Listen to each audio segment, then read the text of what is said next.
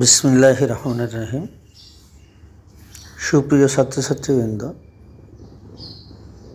এবং সম্মানিত অভিভাবকবৃন্দ, আজ আমি আপনাদের জন্য অত্যন্ত চমৎকার একটি ক্লাস নিয়ে হাজির হয়েছি, যেটা আমাদের পারিবারিক জীবনে অত্যন্ত প্রয়োজন। আমাদের প্রত্যেক অভিভাবকগণের এইগুলো মেনে চলতে হবে।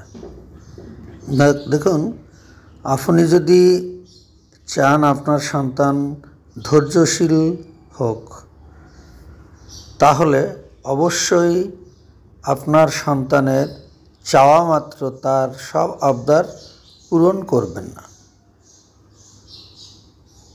আপনি যদি চান আপনার সন্তান সব পরিস্থিতি মানিয়ে নিতে শিখুক, তাহলে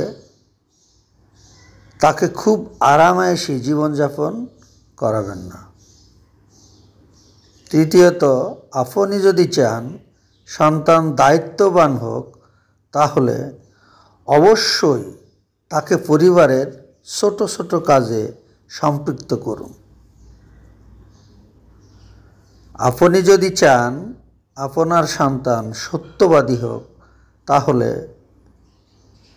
অবশ্যই তার সামনে কখনো মিথ্যা কথা বলবেন না। মিথ্যা কথা বললে সন্তান মিথ্যা কথা বলা শিখবে। ধন্যবাদ সকলকে।